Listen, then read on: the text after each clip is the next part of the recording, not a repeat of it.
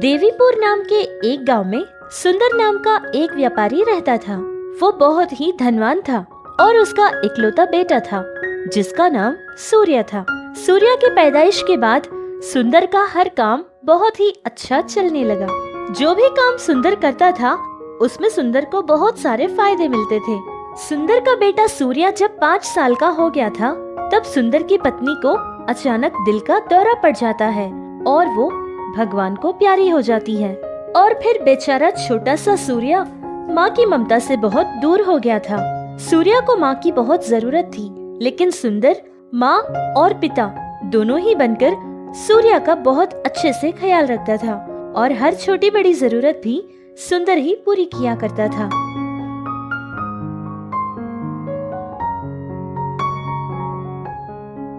देखिए सर, मैं बहुत अच्छे से जानता हूँ कि आप अपने बेटे से कितना प्यार करते हैं। छोटा मुंह बड़ी बात, लेकिन सर हमारे छोटे से सूर्या को माँ की बहुत जरूरत है। किसी और औरत से मैं अगर शादी करूंगा तो मुझे ये विश्वास नहीं है कि वो मेरे बेटे की माँ बनकर परवरिश करेगी।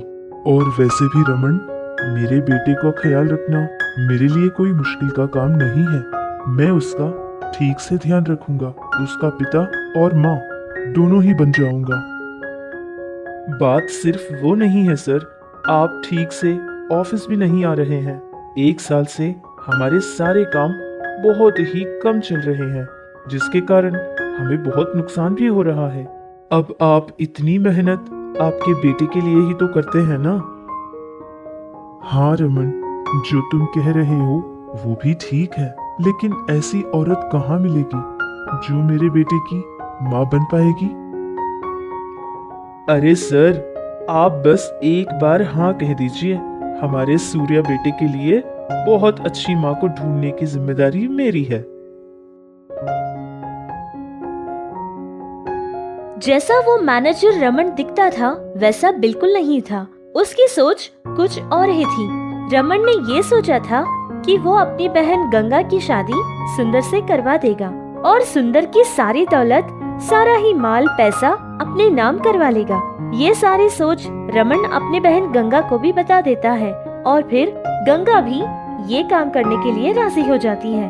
बिना देर किए दोनों भाई बहन ने बहुत अच्छा ही प्लान बना लिया था। सुंदर को रमन पर कभी शक न हो, इसलिए रमन ने सुंदर से अपनी बहन के बारे में कभी कुछ नहीं बताया था और उसके सामने 2-4 रिश्ते लाने का नाटक करता है और हर लड़की वालों से यही कहता था कि वो लोग कोई न कोई बहाना बनाए और फिर रिश्ते से इनकार करके चले जाएं।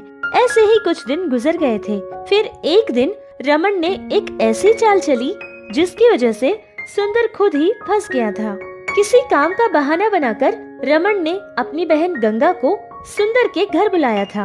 फिर अपनी बहन गंगा को ये समझाता है कि जब भी सुंदर उसको देखे तब वो बहुत ही प्यार का नाटक करने लगे। ऐसे ही सूर्य खेल रहा था और गंगा उसके पास जाकर उसके साथ खेलने लगी और सूर्य को बहुत ज्यादा प्यार करने लगी। ये सब देखकर सुंदर बहुत खुश हो गया था और धीरे धीरे उसका हर काम सुंदर को अच्छा लगने लगा। फिर वो खुद ही रमन से उसकी बहन का हाथ मांगता है। रमन बहुत खुश हो गया था क्योंकि जैसा उसने सोचा था सब कुछ उसके प्लान के मुताबिक चल रहा है। कुछ ही दिनों में सुंदर और गंगा की शादी हो जाती है। गंगा ऐसे ही प्यार का नाटक कर रही थी। सुंदर और उसके बेटे सूर्य के साथ बहुत ही प्यार वाला बर्ताव किया करती थी। ऐसे ही 1 साल गुजर गया था। इनके सामने ये अच्छाई का नाटक कर करके मैं थक चुकी हूँ। अब मुझसे नहीं होगा भैया। सारी की सारी जायदाद हमारे नाम आ जाए, ऐसा कुछ जल्दी से कीजिए। अगर आपसे नहीं होता तो मुझे कह दीजिएगा, एक ही बार में दोनों ही का पत्ता साफ कर दूंगी। अरे अगर ऐसा करेंगे तो हम सलाखों के पीछे बैठेंगे और जो वहाँ खाना मिलता है उसको खाना पड़ेगा। इतना सब कुछ मैंने प्लान किया, क्या ये सब देखने के लिए? सबसे पहले हम उस सुंदर को मार देते हैं और बहुत ही सावधानी से हमें ये करना पड़ेगा, कहीं किसी को कोई शक न हो जाए। और फिर उस सूर्या का उसका बाद में देख लेंगे, कहीं दूर भेज देंगे। जैसा उन लोगों ने सोचा था वैसे ही किया था।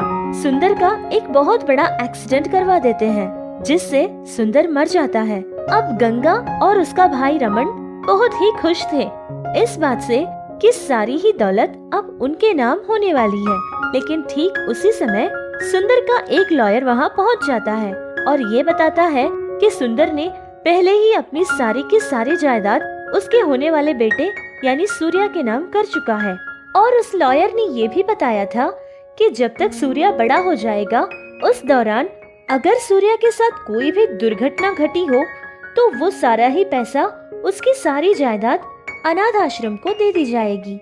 ये सारी बातें सुनना ही था कि गंगा और रमन के होश उड़ गए थे। अरे ये क्या भैया, हमने तो सोचा था कि सारी जायदाद हमें मिल जाएगी, लेकिन ये क्या, उल्टा ही पड़ गया। अरे ये सुंदर इतना सब कुछ करेगा, ये मैंने नहीं सोचा था। जब तक ये बड़ा होगा, इसकी शादी होगी और फिर बच्चे होंगे, तब तक ये सारी की सारी जायदाद हमारे ही तो हाथ में होगी ना। तब तक उसे हम एक छोटे बच्चे की तरह ही परवरिश करेंगे।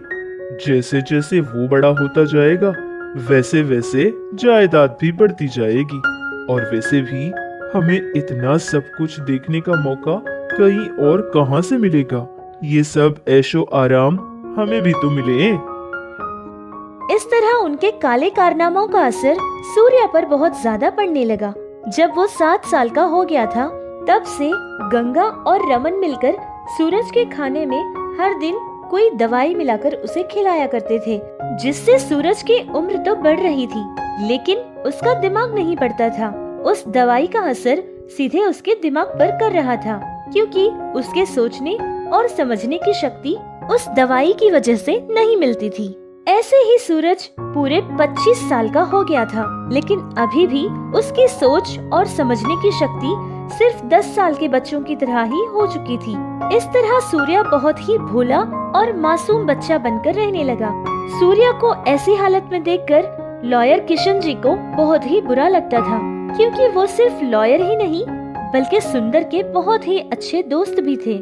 सूर्या की ये हालत देखकर उनसे रहा नहीं जाता था और वो बहुत सारे डॉक्टर्स के पास उसको ले जाया करते थे ताकि सूर्या का दिमागी संतुलन ठीक हो जाए।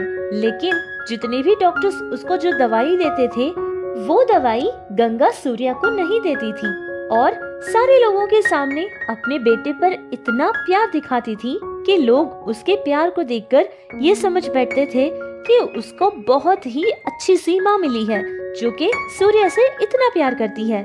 लेकिन असल में तो गंगा एक बहुत ही बुरी औरत थी। ये सब कुछ देखकर लॉयर किशन जी ने कहा था कि सूर्या की अगर शादी करवा दी जाए तो हो सकता है कि सूर्या की दिमागी हालत ठीक हो। ये बात सुनकर वो लोग थोड़े से परेशान हो गए थे, लेकिन किशन जी ने हार नहीं मानी थी। बहुत सारे रिश्ते ढूंढकर सूर्या के लिए लाया करते थे, लेकिन रमन और गंगा मिलकर सूर्या से लड़की वालों के सामने कोई न कोई ऐसी हरकत करवाते थे जिससे लड़की वाले इस रिश्ते के लिए मना करके चले जाया करते थे।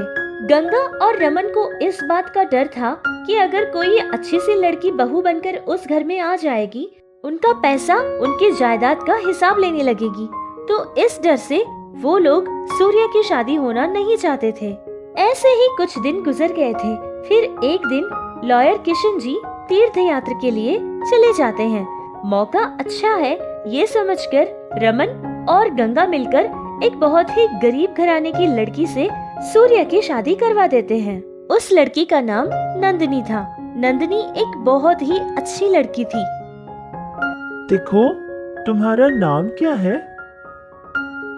मेरा नाम नंदिनी है। तुम क्या यहीं रहने वाली हो? अगर रहोगी ना तो हम हर रोज एक दूसरे के साथ खेलेंगे। हाँ, मैं आप ही के साथ रहूंगी और आप जब भी मुझे बुलाओगे मैं फौरन ही आपके पास चली आऊंगी। आप मुझे नंदिनी कहकर बुलाना, ठीक है? अरे वाह, फिर तो ये बहुत अच्छी बात हुई और तुम मुझे बहुत अच्छी लगी नंदिनी। ऐसे ही कुछ दिन गुजर गए थे।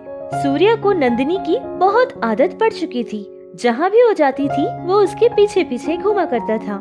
नंदिनी कहने को तो पढ़ी लिखी नहीं थी, लेकिन वो बहुत ही समझदार लड़की थी। घर में जो कुछ भी होता था सब कुछ देख रही होती थी। हमेशा नंदिनी सूर्या की चिंता किया करती थी। सूर्या के लिए उसकी माँ हर दिन दूध लाकर दिया करती थी।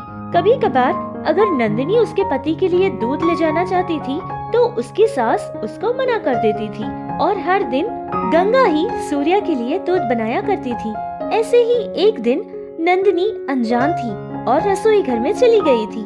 फिर उसने देखा कि उसकी माँ जो उसके लिए दूध बना रही है उसके अंदर उसकी सास ने कुछ मिलाया था और नंदिनी पूछ लेती है कि वो चीज क्या थी। अरे वो तो सूर्या की ताकत बढ़ाने की दवाई है बेटी। अब इसको कितना मिलाना है, कैसे मिलाना है तुम नहीं जानती हो ना, इसीलिए रोजाना मैं खुद ही दूध में मिलाकर उसे दे देती हूँ। सूर्या के लिए उसके माँ का ये प्यार देखकर नंदिनी बहुत खुश हो गई थी और मन ही मन ये सोचने लगी कि सूर्या तो बहुत ही खुशकिस्मत है जो कि उसको इतना प्यार करने वाली माँ मिली थी।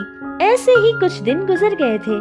फिर एक दिन उनके घर कोई अनजान आदमी आ जाता है और गंगा उससे चोरी चुपके कोई चीज ले रही थी और वो वही दवाई थी जो वो हर दिन सूर्या के दूध में मिलाया करती थी।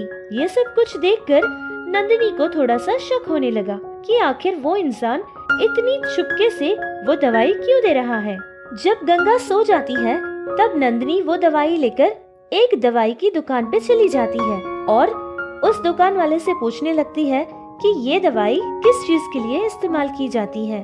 उस दवाई को देखते ही दुकानदार बहुत ही परेशान हो जाता है और नंदिनी से कहता है कि ये दवाई बहुत ही खतरनाक दवाई है और ये दवाई कुछ ऐसी बीमारियों के लिए इस्तेमाल की जाती है जो कि जानलेवा होती है और वो भी बहुत ही कम दवाई उनको दी जाती है क्योंकि ये बहुत ही खतरनाक साबित हो सकती है। इसका असर सीधे दिमाग पर होता है। ये बातें सब सुनते ही नंदिनी बहुत ही डर जाती है और घबराती हुई घर पहुंचती है। फिर अपनी सास से ये सारी बात बताती है और सवाल करने लगती है कि ऐसा उसने क्यों किया। नंदिनी एक बहुत ही समझदार लड़की थी। वो सारी बात पता कर लेती है कि जो हालत सूर्या की हुई है ये इसी दवाई के कारण है। देखो नंदिनी, ये सब मैं क्यों कर रही हूँ, किस लिए कर रही हूँ तुम्हें समझा दूंगी, लेकिन यहाँ नहीं, हम कहीं और चलते हैं। ये कहती हुई गंगा उसको एक सुनसान सी जगह एक पहाड़ी पर लेकर जाती है। तुम्हारे गले में उसने मंगलसूत्र पहना दिया तो तुम उस पागल को अपना पति समझ बैठी। तुम मुझसे हाथ मिलाओ, जितना तुम मांगोगी उतना तुम्हें मिलेगा। उस पागल को हम भगवान के पास भेज देंगे और फिर उसकी सारी जायदाद, उसका सारा धन दौलत सब हमारा ही हो जाएगा। क्यों, क्या कहती हो? छी, तुम कैसी माँ हो? एक माँ होकर अपने ही बेटे के लिए इतना बुरा सोचती हो। अभी जाकर मैं तुम्हारे बारे में सबको बता दूंगी। नंदिनी ने गंगा की कही एक भी बात नहीं मानी थी, जिससे गंगा को बहुत गुस्सा आ जाता है और वो उसी खाई में उसे धक्का दे देती है और नंदिनी उस पहाड़ी से गिर जाती है। फिर गंगा को ये लगा कि उसका काम खत्म हो गया है और वो वहाँ से चली जाती है। लेकिन सूर्या नंदिनी को ढूंढता हुआ उसके पीछे पीछे पहाड़ी तक पहुँच जाता है और एक बड़े से पेड़ पर चढ़कर बैठ जाता है। ये सारा माजरा देखकर वो बहुत डर जाता है और जैसे ही गंगा वहाँ से चली गई थी तब वो पेड़ से नीचे उतरता है और फिर खाई के पास आकर देखने लगता है। उसने देखा कि नंदिनी एक पेड़ की डाल से लटक रही थी। नंदिनी को ऐसी हालत में देखकर सूर्या बहुत डर जाता है, लेकिन सूर्या के मन में नंदिनी के लिए बहुत प्यार था। जैसे तैसे करके सूर्या ने अपनी पत्नी नंदिनी की जान बचा ली थी और नंदिनी सूर्या दोनों ही मिलकर उनके लॉयर के पास चले जाते हैं और ये सारा माजरा किशन जी को बता देते हैं। फिर किशन जी ये सारी बात पुलिस को बता देते हैं। रमन और गंगा सारी जिंदगी जेल में सड़ने लगे। नंदिनी अपने पति यानी कि सूर्या का इलाज बहुत ही अच्छे अस्पताल में करवाने लगी। धीरे धीरे सूर्या का मानसिक संतुलन ठीक होने लगा। जैसे जैसे वक्त बढ़ता गया सूर्या भी बिल्कुल ठीक हो गया था। उन दोनों की जिंदगी बहुत ही खुशहाल होने लगी। फिर उनके यहाँ एक प्यारा सा बच्चा जन्म लिया था, जिसका नाम सूर्या ने सुंदर रखा था, क्योंकि सूर्या को अपने पिता से बहुत प्यार था। तो दोस्तों, इस कहानी से हमें ये पता चलता है कि अंधा विश्वास कितना खतरनाक साबित हो सकता है, क्योंकि सुंदर ने भी ऐसे ही उनके झूठे प्यार पर विश्वास कर लिया था, जिससे वो तो खुद भी अपनी जान गंवा बैठा और अपने बेटे का भी इतना नुकसान उठाया। तो दोस्तों, हमें इस बात का ख्याल रखना जरूरी है कि जो चीज हमारी आंखों के सामने दिखाई देती हो सकता है कि उसमें भी कोई झूठ हो। तो हमें यही बात जानने की कोशिश करनी है। कहानी कैसी लगी हमें कमेंट्स में बताना मत भूलिएगा।